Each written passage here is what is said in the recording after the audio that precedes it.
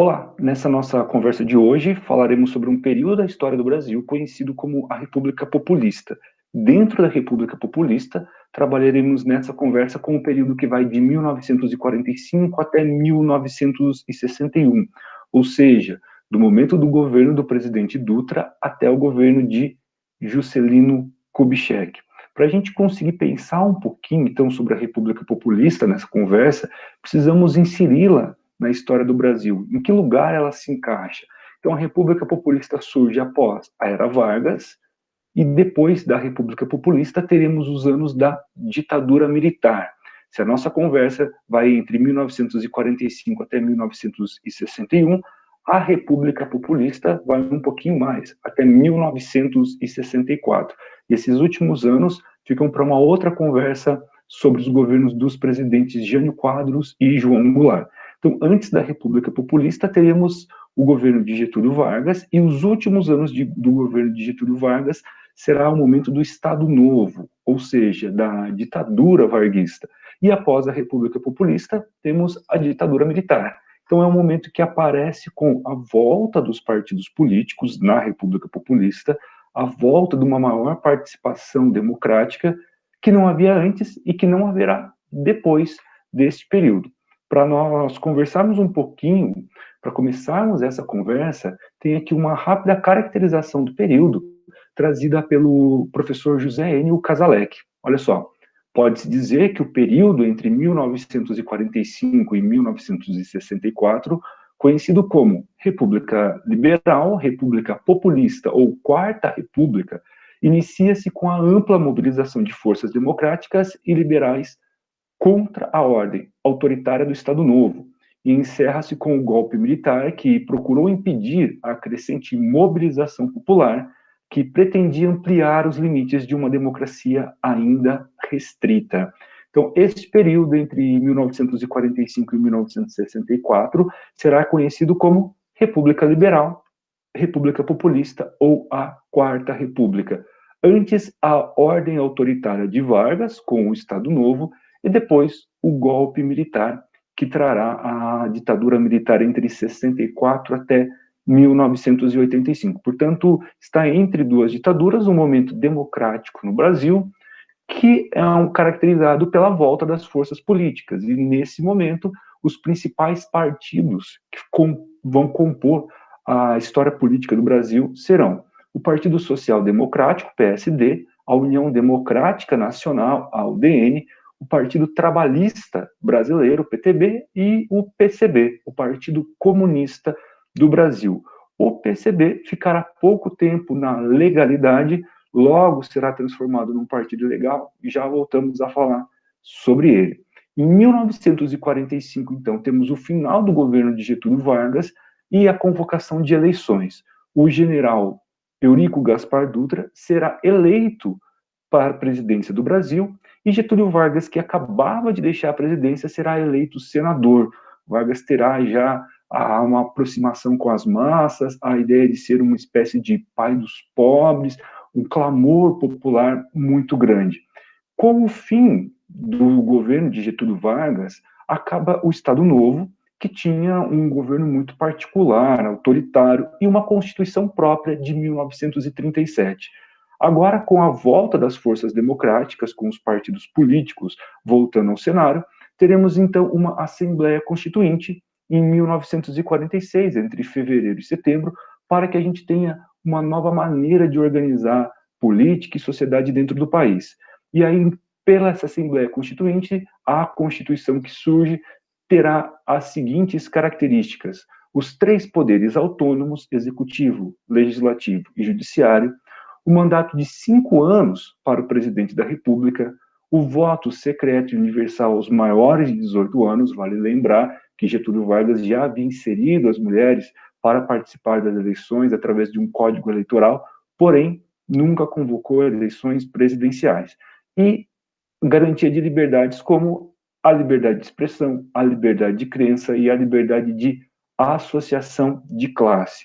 O momento em que surge essa Constituição e o momento do governo Dutra, se nós pensarmos o contexto internacional, é o momento em que está começando a Guerra Fria. 1945 fim da Segunda Guerra Mundial, e aí passamos, então, para esse momento da Guerra Fria. E qual é a posição que o governo Dutra assume? Um alinhamento com os Estados Unidos e uma ruptura com a União Soviética e com o bloco comunista, com o bloco de tendência de esquerda. Então, esse governo vai se aproximar do governo norte-americano, há um alinhamento e há uma separação, um distanciamento dos países de tendência socialista. Podemos caracterizar o governo do presidente Dutra como conservador na política e liberal na economia, pensando em uma relação de proximidade, principalmente com os norte-americanos, e como isso poderia ser rentável com empréstimos e com a chegada de empresas, principalmente as multinacionais, para compor, então, a industrialização do Brasil. Nesse contexto, o Partido Comunista será colocado na ilegalidade, portanto, ele vai viver pouco tempo na legalidade dentro desse período populista. O Partido Comunista, então, a partir de 47, com esse alinhamento, Brasil, Estados Unidos, ruptura com soviéticos, socialistas, o Partido Comunista se transforma em ilegal. E, entre outras coisas, temos também a suspensão do direito de greve, que acabava de voltar a existir nesse momento da redemocratização. O governo Dutra, então, vai ter como seu carro-chefe o Plano SALT, saúde, alimentação, transporte e energia. É uma política de investimentos, vale lembrar que essa política de investimentos está relacionada ao contexto internacional que o Brasil passa, alinhamento com os Estados Unidos, porém, sem grandes resultados nesses anos do governo Dutra. A propaganda vai ser maior do que o resultado que essa política trará ao país. E temos, então, a abertura econômica às empresas estrangeiras. Dentro desse cenário, Getúlio Vargas concorre às eleições presidenciais e vence. Temos a volta de Vargas à presidência em 1951. Um governo populista, nacionalista e com uma política trabalhista muito clara, muito própria. Os adversários de Getúlio Vargas serão colocados, taxados por ele de entreguistas, os que estariam entregando o Brasil às empresas multinacionais. Getúlio Vargas cria o Banco Nacional do Desenvolvimento Econômico, o BNDE, cria a Petrobras em 1953, embora Getúlio Vargas já tivesse olhado com bastante cuidado, com bastante carinho para o petróleo lá no seu primeiro momento de presidência do Brasil, e em 1954 tem uma atitude ousada, o aumento do salário mínimo em 100%. Então, se nós pensarmos aqui no contexto dos empresários, a gente tem, com esse aumento salarial, um gasto maior para as empresas, ou seja, aquilo que aproxima Getúlio Vargas das classes trabalhadoras também traz uma resistência das classes empresariais, dos meios de comunicação e do capital internacional ao governo de Getúlio Vargas nesse momento. Aqui, uma rápida comparação em relação ao salário mínimo real em São Paulo, com e sem Getúlio Vargas. Se nós pegarmos o ano de 1944 e colocarmos 100 como a nossa medida inicial, vocês conseguem perceber que os anos seguintes são anos de diminuição do poder do salário, sem Getúlio Vargas, de 46 até 50, 51. Quando Getúlio Vargas volta à presidência, o que é que nós conseguimos perceber? Um aumento do poder salarial. Ou seja, sem Getúlio Vargas é um momento em que as classes trabalhadoras têm uma diminuição na sua renda real, e com a volta de Getúlio Vargas é um momento do aumento, novamente, do poder de compra dos salários. Então, isso faz com que Vargas passe a ser bem visto pelos grupos trabalhadores, pelas classes menos abastadas. Porém, maiores problemas com as classes de elite do Brasil neste momento. A oposição vai pegar muito pesado nas críticas a Getúlio Vargas, a mídia vai pegar pesado com ele, né, vai fazer uma série de críticas muito fortes, e o destaque vai ser a UDN, a União Democrática Nacional, que tem uma oposição muito forte ao governo de Getúlio Vargas. O destaque da UDN será o político e jornalista Carlos Lacerda, que vai ter um envolvimento direto com um dos últimos atos que ocorrem dentro do governo de Getúlio Vargas, o atentado da Rua toneleiro. 5 de agosto de 1954, há uma tentativa de assassinato de Carlos Lacerda. Há uma emboscada que não dá certo, ele sobrevive, porém uma pessoa que estava com ele será assassinada. E as investigações descobrirão o envolvimento do chefe da Guarda Presidencial nesse episódio. E a partir daí, há uma série de acusações em cima de Getúlio Vargas e da participação do governo numa espécie de tentativa de exterminar os seus adversários políticos. Dessa maneira, Getúlio Vargas ficará cada vez mais isolado politicamente, sem o apoio de deputados e senadores e até mesmo sem o apoio do vice-presidente da República, que rompe então com Vargas nesse momento. As críticas de empresários, as críticas que vinham dos jornais, da imprensa, esse isolamento vai ficando cada vez maior, e em 24 de agosto de 54, temos a morte de Getúlio Vargas, o suicídio com um tiro no coração no Palácio do Catete, no Rio de Janeiro.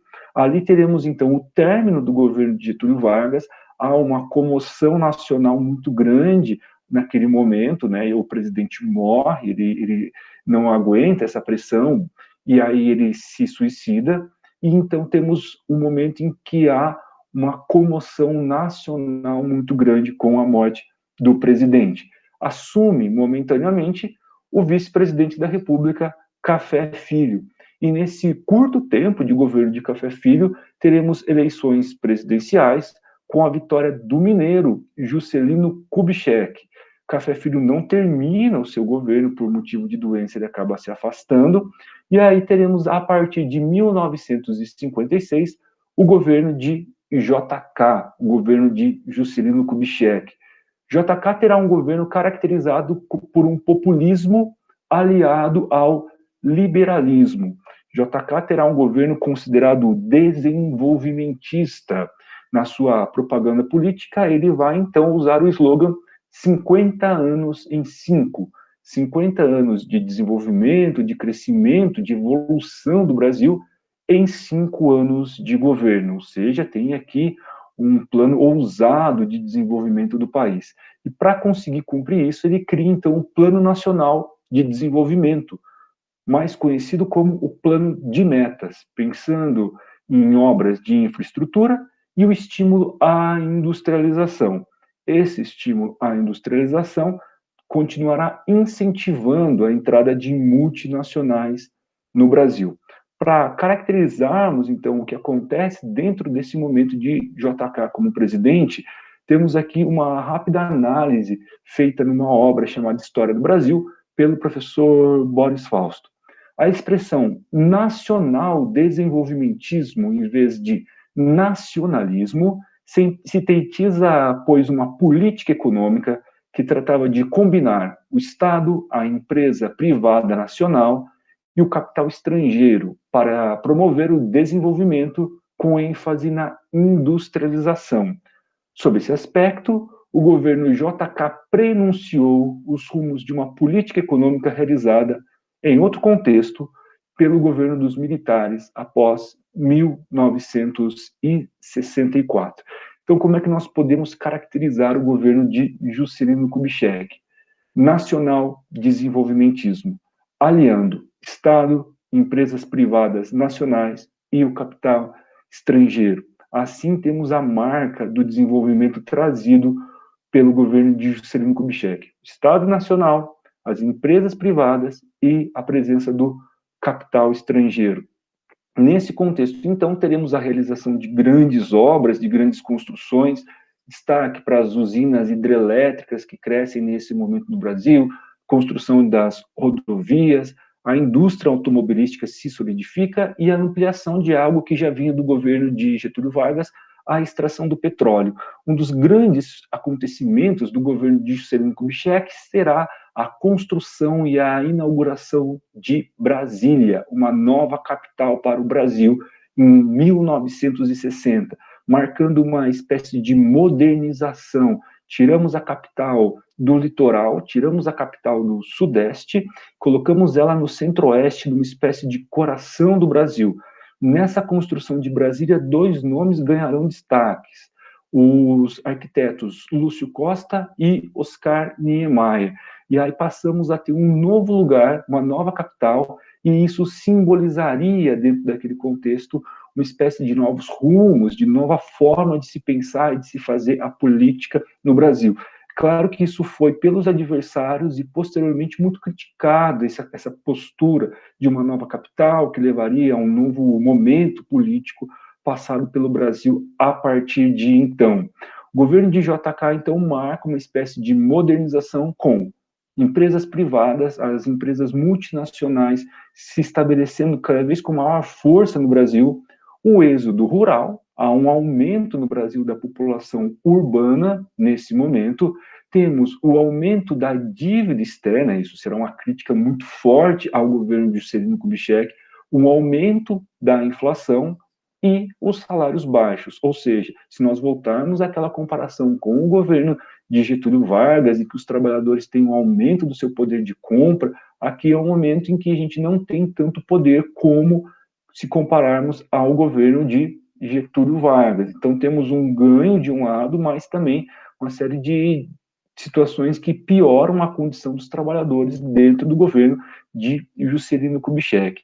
E esse governo do Juscelino Kubitschek terá alguns aspectos culturais interessantes. Momento conhecido como os Anos Dourados, vamos pensar que o principal meio de comunicação do Brasil é ainda o rádio. Nós teremos as novelas, os noticiários, as músicas nos rádios, e dentro da música o destaque vai ser o surgimento da bossa nova, um modelo, um estilo musical muito característico que aparece naquele momento, sofisticado ao se pensar na harmonia das músicas, porém também muito criticado ao se pensar no conteúdo das letras dessas músicas, a crítica pelo pouco engajamento que essas letras teriam. Por outro lado, o cinema nacional terá um engajamento muito forte, chamado de cinema novo. Há uma série de críticas às condições sociais do país, feito por uma série de cineastas, destaque aqui para Glauber Rocha, mas uma série de cineastas que vão tentar fazer uma leitura do Brasil mais ácida, mais crítica, mais cruel em relação ao que um cinema mais fantasioso fazia. As companhias teatrais têm bastante força nesse momento no Brasil também, e temos o início da popularização da TV. A TV que chega no Brasil em 1950 começa a se popularizar dentro do governo de Juscelino Kubitschek. Outro destaque vai ser o ano de 1958, quando a seleção brasileira de futebol conquista a sua primeira Copa do Mundo na Suécia. Então, dentro desse contexto do populismo, ainda temos os anos de 61 até 64 para estudarmos numa outra conversa. Mostra aqui para vocês a nossa bibliografia, uma bibliografia, como eu disse lá no começo dessa conversa, voltada para os estudantes do ensino médio, é uma questão aqui mais superficial, mais panorâmica. Agradeço a participação, agradeço a esse momento de podermos conversar e estudar junto. Até logo,